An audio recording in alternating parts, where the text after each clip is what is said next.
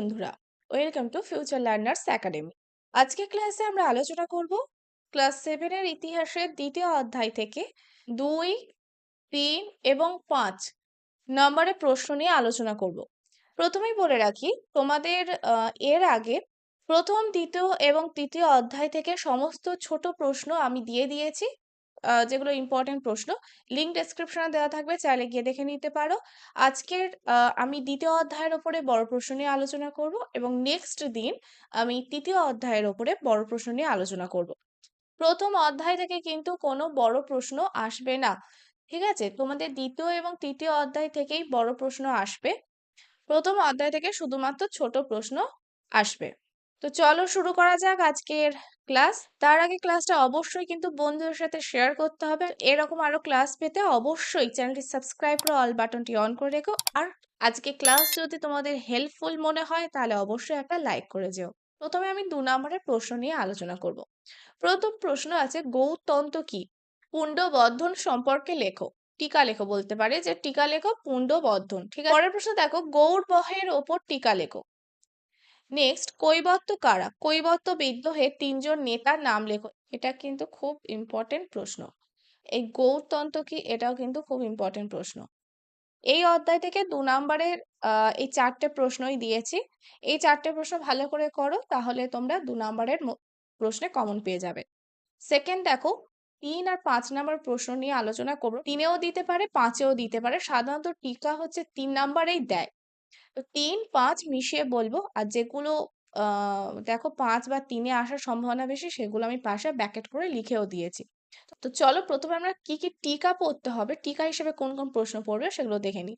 প্রথম প্রশ্ন আছে দেখো, মাস্য ন্যায়, ঠিক আছে, বা মাস্যা ন্যায়ও বলে। এইটা কিন্তু খুব ভালোভাবে দেখবে, 3 নাম্বারে টিকা দিতে পারে। খুব ইম্পর্টেন্ট প্রশ্ন এটা। নেক্সট দেখো, কৈবর্ত বিদ্রোহ কি?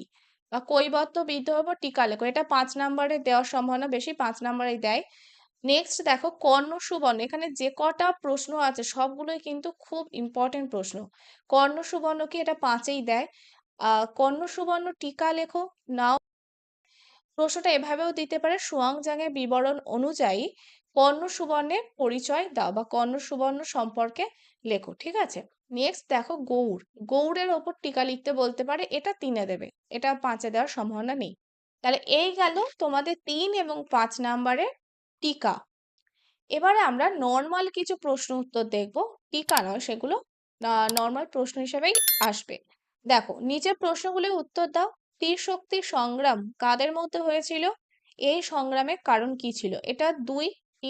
ত্রিশক্তি সংগ্রাম কাদের মধ্যে হয়েছিল 2 নাম্বার, এবং এই সংগ্রামের কারণ 3 নাম্বার। এইভাবে ভাগ ভাগ করে দিতে পারে। এটা কিন্তু খুব ইম্পর্টেন্ট একটা প্রশ্ন, খুব ভালোভাবে দেখে যাবে। নেক্সট দেখো, শশাঙ্কের কৃতিত্ব লেখো। এটা 5 নাম্বারের জন্য খুব ইম্পর্টেন্ট প্রশ্ন, এটা কিন্তু পরীক্ষায় আসতে পারে। শশাঙ্কের আমলে বাংলার আর্থিক অবস্থা কেমন ছিল? এটা 3-এ দিতে পারে কিংবা 5 নাম্বারে দিতে পারে। তাহলে 5 নাম্বারের প্রশ্নগুলোর মধ্যে ইম্পর্টেন্ট সব থেকে দুটোই প্রশ্ন দেখো, ত্রিশক্তির সংগ্রাম কাদের মধ্যে হয়েছিল এবং কারণ কি ছিল, আর হচ্ছে শশাঙ্কের কৃতিত্ব। এই দুটো 5 নাম্বার প্রশ্ন এই অধ্যায় থেকে খুব ভালোভাবে করবে।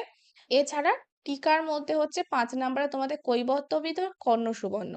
টোটাল 4টে 5 নাম্বারের প্রশ্ন তোমরা ভীষণ ভালোভাবে করবে। এছাড়া মাস্য ন্যায় 3 নাম্বার, আর তোমাদের এদিকে হচ্ছে শশাঙ্কের ও বাংলার আর্থিক অবস্থা। এটা বেশিরভাগ সময় 3 নাম্বারে দেয়। এই দুটো প্রশ্ন 3 নাম্বারের জন্য খুব ভালোভাবে করবে।